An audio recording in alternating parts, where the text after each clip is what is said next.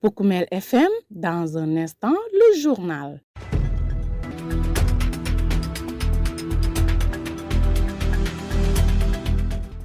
À l'écoute de Poukoumel FM, la 106.0, mesdames, messieurs, c'est l'heure du journal. Au sommaire de cette principale édition d'information, Journée internationale de sensibilisation au désarmement et à la non-prolifération ce 5 mars. Dans le département de Goudomp, la circulation persistante des armes légères dans la zone frontalière du Balantacounda avec la Guinée-Bissau alerte Amnesty International qui appelle l'État à renforcer les mécanismes de contrôle et de sécurisation des populations et de leurs biens. Suspension du concours d'entrée en 6e pour l'année académique 2025-2026. L'orientation des élèves au collège désormais basée sur le certificat de fin d'études élémentaires. Une réforme saluée à Goudomp. Perturbation des enseignements apprentissages due à la grève du G7. Les appels à une sortie de crise se multiplient dans le Balantacounda. Après l'appel départemental, celle de la commune de Goudomp invite les enseignants à sauver l'avenir des enfants. Dans l'actualité sportive, coup dur pour l'athlétisme sénégalais. Le meeting de Dakar retiré de World Athletic à quelques mois des Jeux Olympiques de la jeunesse Dakar 2026. Et c'est tout pour les titres. Le journal avec Younous Baro. En compagnie de Sidou Keta qui s'occupe des opérations techniques, merci et soyez les bienvenus. Démarrons par l'éducation, c'est officiel. Les élèves du CM2 ne passeront plus le concours d'entrée en 6e. Désormais, l'orientation vers le collège se fera sur la base des résultats au certificat de fin d'études élémentaires, selon un communiqué du ministère de l'Éducation nationale daté du 25 février 2026. Les inspections d'académie sont invitées à prendre les dispositions nécessaires pour assurer la transition. Une décision saluée par l'association des parents d'élèves de Goudomp, même si elle émet quelques réserves. Son président, Alpha Baba Sonko, estime toutefois que cette mesure permettra d'alléger la charge qui pèse sur les élèves. Nous l'écoutons. Oui, on a appris ça aussi comme tout le monde. Maintenant, on n'a pas beaucoup d'informations sur ça pour dire vrai. Vous savez, moi, j'ai du mal à critiquer les intellectuels. Et je sais que c'est conçu depuis très longtemps, réfléchi avec des experts. Maintenant, la mise en pratique va effectivement nous donner ce que ça va donner après. Mais néanmoins, on peut donner notre avis aussi. Voilà, l'avis est que, on dit souvent que le maître doit faire redoubler effectivement les élèves à 1/10 de la masse de la classe qui peut être redoublée. Et les autres passent. Maintenant, s'ils font passer comme ça, alors qu'au niveau base, ils n'ont pas assez de niveau. Alors, arrivé au CM2, on te dit effectivement, pour aller au collège, il faut la moyenne. Si la moyenne n'a pas suivi, maintenant, les restes vont faire quoi? Ça, c'est une question. Et deuxièmement, au niveau des SEM aussi, on peut en trouver effectivement, comme l'autre dit, c'est le guana, excusez-moi du terme, ça sera le tout venant. À moins que le maître du CM2 soit sérieux, rigoureux, pour choisir les bonnes graines. Au cas où il n'y a pas de sérieux au niveau CM2, par exemple, avec des grèves cycliques, on peut se retrouver effectivement comme la situation d'avant. Donc ça sera regrettable. Maintenant, nous osons croire qu'effectivement, peut-être que la réforme là peut aller dans le bon sens, d'autant plus que c'est des experts qui ont conçu ce projet et proposé ça à l'État. Donc on pense que peut-être que c'est la solution aussi. Ah oui. Les élèves du CM2 ne seront pas trop surchargés du point de vue effectivement pression scolaire d'examen. Mais j'ai appris aussi que le CFE sera réformé. C'est le système du BFM au niveau des corrections qui sera ramené au niveau du CM2. Si c'est le cas aussi, c'est encourageant aussi, puisque le tri sera fait convenablement aussi. Donc j'apprécie ça positivement. En tout cas, on va voir à l'œuvre la mise en pratique de ce système pour voir les failles et les points forts de cette proposition. À l'instant, Alpha Baba Sonko, président de l'association des parents d'élèves de la commune de Goudomp, qui se réjouit de la réforme gouvernementale portant sur la suppression du concours d'entrée en classe de 6e. Nous restons toujours avec lui puisqu'il s'est également prononcé sur le mouvement du mode des syndicats d'enseignants, notamment le G7 qui secoue actuellement l'école sénégalaise. Alpha Baba Sonko lance un appel solennel aux enseignants à faire preuve de patriotisme pour sauver l'avenir des enfants. Le voici des propos recueillis par votre serviteur. Oui, j'avoue que c'est très regrettable de voir nos enfants traîner à la maison. C'est pas du tout beau à voir. Maintenant, la responsabilité se situe où? À plusieurs niveaux. Maintenant, moi, pour dire vrai, j'accuse souvent les enseignants. Moi, je ne peux pas comprendre si les enseignants ont un bras de fer avec l'État, que nos enfants soient sanctionnés. L'enfant n'est rien du tout dans ça. Il faut que les enseignants voient autre chose. S'il faut aller au niveau de la juridiction avec l'État, mais sanctionner les enfants innocents, traîner dans la rue, ça, on n'est pas d'accord sur ça. Il faut qu'ils revoient leur copie. Ça, ce n'est pas la solution. Dans la solution, ils n'ont qu'à voir ça ailleurs, mais il ne faut pas sanctionner nos enfants pour leur priver de leurs droits. Ça, c'est extrêmement grave. Là, vraiment, ça ne peut pas passer avec nous. Voilà, il faut qu'on se dise la vérité à un certain moment, qu'ils n'ont qu'à prendre leurs responsabilités et l'État aussi prend sa responsabilité. Mais l'enfant n'est rien dans ça, honnêtement. Ça fait extrêmement mal. Donc, selon vous, ils doivent mettre le patriotisme en avant? Ah oui. C'est ça. D'ailleurs, c'est ce qu'ils enseignent aux enfants même. Le civisme, le patriotisme, la morale, tout. Donc, si eux-mêmes font ça avec nos enfants, ça, c'est pas bien. Et la plupart, il faut dire vrai, quoi. La plupart de ces enseignants, ils n'ont pas leurs enfants à l'école publique. Leurs enfants, c'est au niveau des structures privées. Donc, sanctionner les autres enfants alors que toi, ton enfant étudie tranquillement quelque part, ça ne va pas passer. Vraiment. Ça fait extrêmement mal et je parle effectivement en tant que parent d'élève communal de Goudomp. Voilà, c'est regrettable. Vous écoutez les informations sur Poukoumel FM, la 106.0. L'actualité, c'est aussi la célébration ce 5 mars de la journée internationale de sensibilisation au désarmement et à la non-prolifération. Cette journée vise à promouvoir une meilleure compréhension des enjeux liés au désarmement, notamment auprès des jeunes.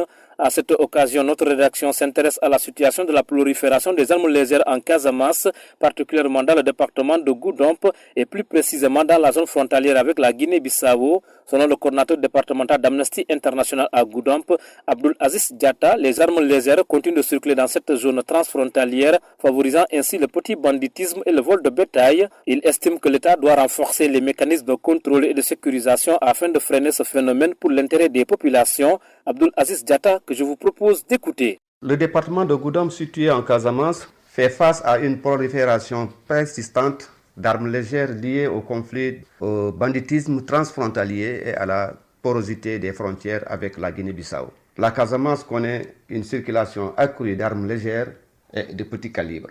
Depuis plus de 30 ans, alimentée par le conflit, le trafic de drogue et les instabilités voisines au niveau de la Guinée-Bissau et la Gambie.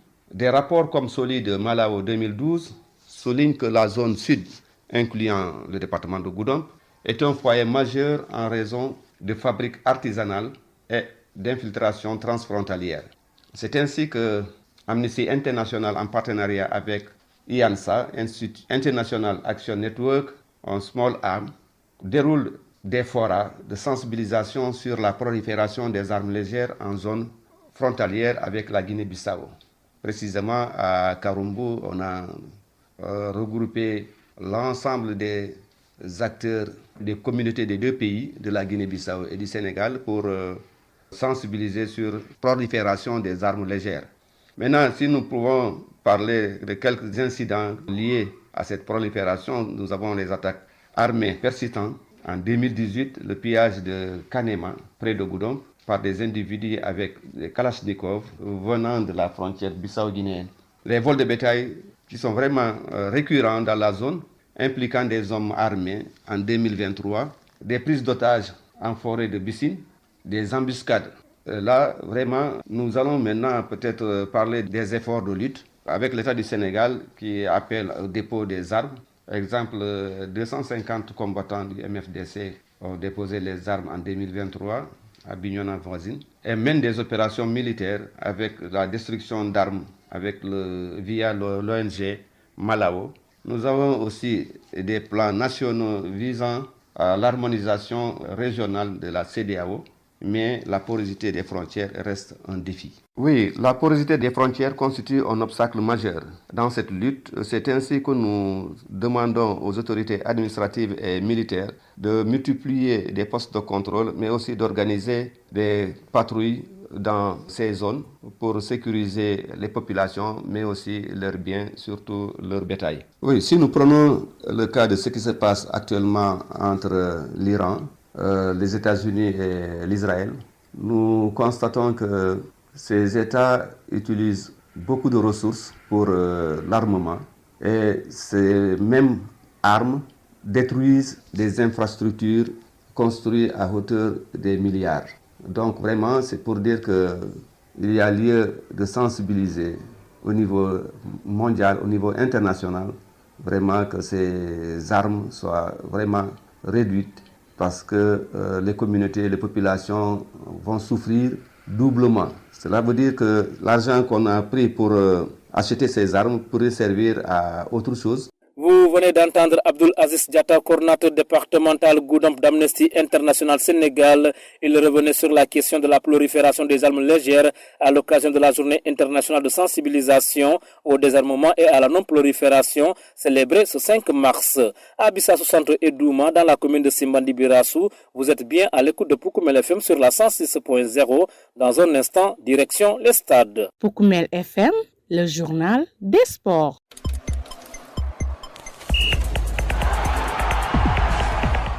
En sport, le monde d'athlétisme sénégalais est confronté à une mauvaise nouvelle. Le meeting international de Dakar a été retiré du calendrier officiel de World Athletic.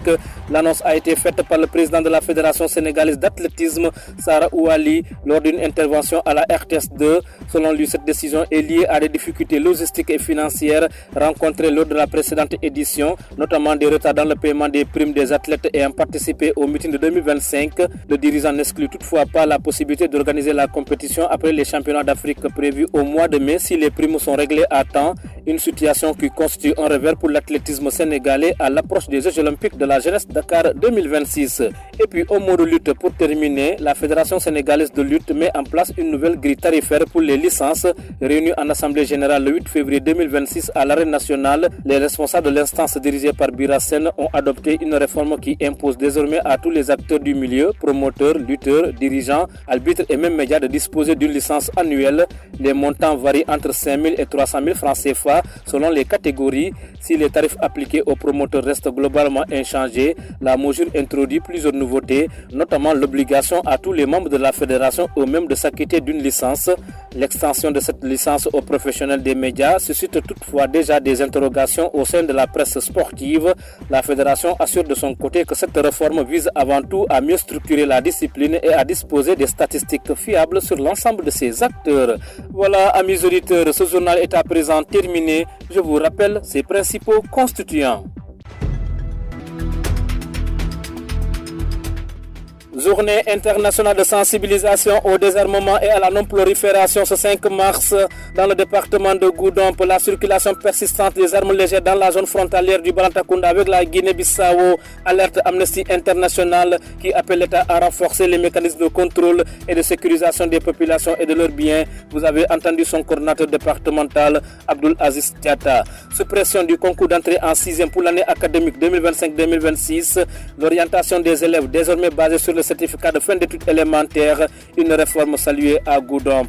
Perturbation des enseignements apprentissages due à la grève du G7, les appels à une sortie de crise se multiplient dans le Balantacounda. Après l'appel départemental, celle de la commune de Goudomp invite les enseignants à sauver l'avenir des enfants. Vous avez également suivi tous les détails. Dans l'actualité sportive, coup dur pour l'athlétisme sénégalais, le meeting de Dakar retiré de World Athletic à quelques mois des Jeux olympiques de la jeunesse Dakar 2026.